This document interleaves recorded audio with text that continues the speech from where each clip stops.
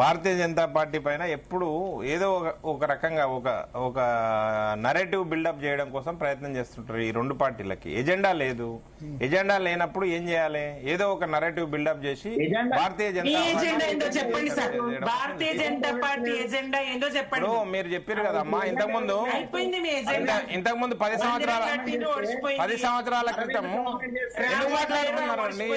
అంత ఉలికిపాటు ఎందుకు వచ్చింది? చెప్పనీయండి ఎజెండా, చెప్పనీయండి అండి ఎజెండా చెప్పనీయండి. చెప్పండి కాదు, ఇప్పుడు మీరు అడిగారు కదా అక్క, మీరు అడిగారు కదా షిండే షిండే అంటారు. ఏది ఇప్పుడు షిండే అంటలేరు రేవంత్ రెడ్డి దాంట్లో అని అంటారు. షిండే లేరా మీ పార్టీలా? కవిత పార్టీ పెట్టలే? షిండే కాదా ఆమె? అర్థమైతే లేదా తెలంగాణ ప్రజలకి? మీకు అర్థం కాకపోతే తెలంగాణ ప్రజలకి అర్థమైంది. 10 సంవత్సరాల క్రితమే అయిపోయింది. మీ పార్టీలో లుకలు ఉన్నాయి. మీ పార్టీలో ఆధిపత్య పోరాటం జరుగుతా ఉందని చెప్పినమా లేదా? ఆధిపత్య పోరాటం కోసమే వచ్చిందా? బయటికి లేకుంటే ఇంకెందుకు వచ్చింది? ఇప్పుడు వినపడవు. నిజాలు మాట్లాడుతుంటే, వాస్తవాలు మాట్లాడుతుంటే వినపడవు. కనుక అట్లనే ఉంటది గారు. మీ మాట వినపడడం లేదు. అదే మరి మంచిది. తెలంగాణ ప్రజలకు వినబడుతుంది. మీ మైక్ సరి చూసుకోండి. అయితే నేనేమంటున్నా అంటే దిలీపాచారి గారిది పీసీఆర్ దిలీప్ మాట్లాడేది ఏం అర్థం కావట్లేదు.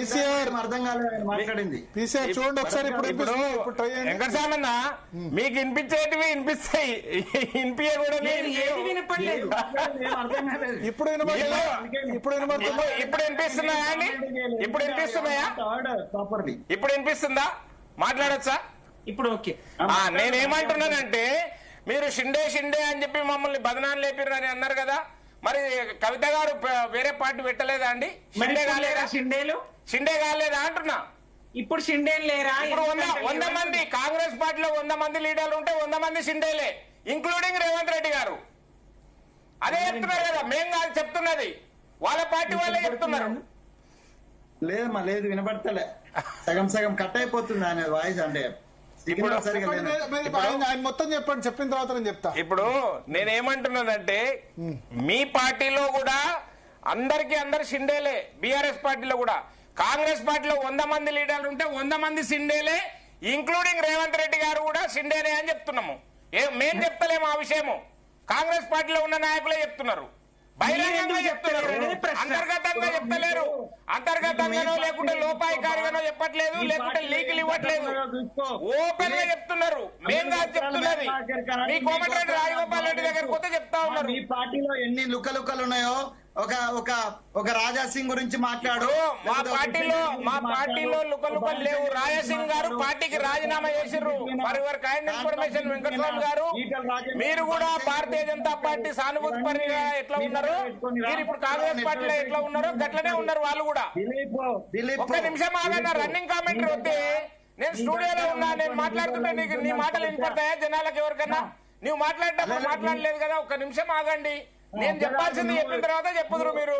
నేనేమంటున్నానంటే భారతీయ జనతా పార్టీ లుకలుకల గురించి మీరు తర్వాత మాట్లాడండి. మీ పార్టీలో గురించి మాట్లాడండి. మీ పార్టీలో ఉన్న లుకలుకల గురించి మేం కాదు కదా చెప్తున్నాను. నువ్వు మా పార్టీ గురించి మాట్లాడతావు కాబట్టి నేను మాట్లాడలేదన్నా, మీరే రంగు పూసుకుంటున్నారు. నేనేం మాట్లాడినా మీ విషయాల గురించి? నీకేం దమ్మున్నాయా? నేను పార్టీలో ఏదైనా తప్పుంటే నీకంటే గట్టిగా మేము మాట్లాడగలుగుతాం. మా పార్టీలో అందుకనే చాలా బాధితుల పక్షాన మాట్లాడలేదు కదా. రాష్ట్ర అధ్యక్షుడు గారు కూడా నేను చాలా ముఖ్యమైన విషయం చెప్తున్నాను కదా. బాధితుల పక్షాన కుటుంబ వివరాలు మా పార్టీలో స్వేచ్ఛ నీకెక్కడ ఉన్నదా? కత్తి వెంకటస్వామి గారు నీ గురించే చెప్తున్నా. ఒకటే నిమిషం ఆగండి అన్న, ఒక్క నిమిషం ఆగండి. కత్తి వెంకటస్వామి గారు దమ్మున్న స్టేట్మెంట్లు ఇస్తాడు కాబట్టి కత్తి వెంకటస్వామి గారి మనుగడ ఈ విధంగా ఉంది కాంగ్రెస్ పార్టీలో. వీరి మనుగడ ఈ విధంగా ఉంది. నేను దమ్ముంది, నేను పెద్ద పెద్ద స్టేట్మెంట్లు ఇస్తాను, పెద్ద పెద్ద దమ్మున్న మాటలు మాట్లాడుతుంటే టీవీ స్టూడియోల ముందు వచ్చి మాట్లాడితే ఏం లాభం? జనతా పార్టీలో 40 ఏళ్ళు పనిచేసినోనికి టీవీ స్క్రీన్లో వచ్చి మాట్లాడితే ఏం లాభం అన్నా మీకు? మీకు వచ్చిన బీఫామ్ గుంజుకొని పోయి ఇంకో పార్టీలోకి వెళ్ళొచ్చినోనికి ఇచ్చిర్రు. మీరు ఇప్పుడు ఏదో దమ్మున్న వెంకటస్వామి దమ్మున్న స్టేట్మెంట్లు అని చెప్తా ఉన్నారు. ఇవన్నీ వద్దు ముచ్చట్లు, ఇవన్నీ కబుర్లు, కాలం చెల్లిన కబుర్లు విని విని ఇక్కడికి వచ్చినాం మేము. కాలం చెల్లిన కబుర్లు వద్దు వెంకటస్వామి గారు. నేను ఏమంటున్నా, రేవంత్ రెడ్డి గారి గురించి డిస్కషన్, మీ గురించో నా గురించో డిస్కషన్ కాదు. మీరు డిస్కషన్ మీ మీదకి డైవర్ట్ చేసుకోకండి, దానివల్ల ఉపయోగం లేదు. నేనేమంటున్నా మేడం, రేవంత్ రెడ్డి గారికి సంబంధించిన డిస్కషన్ కత్తి వెంకట స్వామి గారు మాట్లాడుతున్న అంశాలు ఇర్రెలవెంట్. వారు మాట్లాడుతున్న డైవర్ట్ చేసే మాటలను మాట్లాడుతున్నారు, సబ్జెక్టు డివేట్ అవుతున్నాడు. నేను చాలా స్పష్టంగా ఎందుకు చేస్తున్నారన్నా, ఒక్కసారి ఒక్క సెకండ్ వినడం కోసం, అర్థం చేసుకోవడం కోసం ప్రయత్నం చేయండి. తర్వాత మాట్లాడితే ఉపయోగం ఉంటది. మీరు రన్నింగ్ కామెంటరీ చేస్తే ఏ ఉపయోగం ఉంటది? నేనేమంటున్నా మేడం అని అంటే, రేవంత్ రెడ్డి గారికి సంబంధించినంత వరకు భారతీయ జనతా పార్టీకి సంబంధం లేని వ్యక్తి. ఆయన ఒక ముఖ్యమంత్రి, నరేంద్ర మోడీ గారు ఒక ప్రధానమంత్రి. ఆ వంకనే సంబంధాలు గాని అంతకు మించిన సంబంధాలు అవసరం లేదు మా పార్టీకి. రేవంత్ రెడ్డి గారు లాంటి వ్యక్తిని తీసుకొని వచ్చి భారతీయ జనతా పార్టీ తెలంగాణలో అధికారంలోకి రావాలని అనుకోవట్లేదు. తెలంగాణలో చాలా సమర్థవంతమైన నాయకత్వం ఉంది భారతీయ జనతా పార్టీకి. అందుకనే వీరు చెప్తున్నారు కదా, మేడం గారు ఇంతకు ముందు చెప్పారు కదా, మీరు ఇర్రెలవెంట్ అని. మిమ్మల్ని 0 సీట్లకు పరిమితం చేసినా గానీ మీరు ఇర్రెలవెంట్ అని నమ్మతలేరు. అది తెలంగాణ ప్రజల కర్మ. మీ పార్టీ ఎక్కడుంది? మీ పార్టీ పోటీ చేయలేని పరిస్థితిలో ఉన్నది. మన జరిగిన ఎమ్మెల్సీ ఎన్నికల్లో 2 ఎమ్మెల్సీ ఎన్నికల్లో గెలిచినాము, 8 పార్లమెంట్ సీట్లు గెలిచినాము. కేసీఆర్ ని, రేవంత్ రెడ్డి గారిని ఓడగొట్టినాము. భారతీయ జనతా పార్టీ సమర్థత ఏందో అర్థమైపోయింది.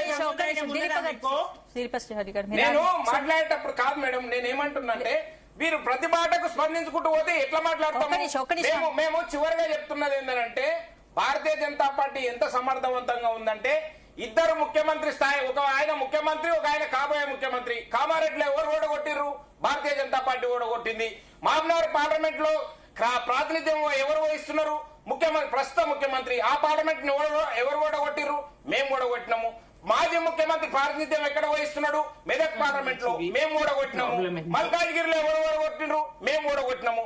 కనుక మీరు మా సమర్థత గురించి, మా సమర్థవంతమైన నాయకత్వం గురించి మీరేం దిగులు చెందకండి. తెలంగాణ సమాజము భారతీయ జనతా పార్టీ వైపు చూస్తుంది. మీరు అక్రమార్కులు, అవినీతి చేశారు, కుటుంబ పార్టీలు, ఈ పార్టీలను మళ్ళీ పెట్టుకుంటారని కలవగలుగుతున్నారా? మిమ్మల్ని భయపడుతున్నారు, బాధపడుతున్నారు. ఇప్పటికి 15 సంవత్సరాలు వచ్చిన తెలంగాణ, 10 సంవత్సరాల మీ దుష్పరిపాలన, 5 సంవత్సరాల వీళ్ళ అసమైన పాలన. ఎవరి కాంట్రాక్టర్ వాళ్ళకి కావాలి, ఎవరి అక్రమ సంపాదన వాళ్ళకి కావాలి. దాని గురించే దృష్టి కానీ ఇంకేమైనా రాష్ట్రం గురించి, రాష్ట్ర అభివృద్ధి గురించి దృష్టి ఉందా అండి వీళ్ళకి? మాట్లాడతారు వ్యక్తిగత ఎజెండాలు పెట్టుకొని రాజకీయాలు చేసేవాళ్ళు. వీళ్ళు దేశానికి ఏమవసరం, తెలంగాణకి ఏమవసరం? రైట్. సుమిత్ర గారు చెప్పండి. బీజేపీ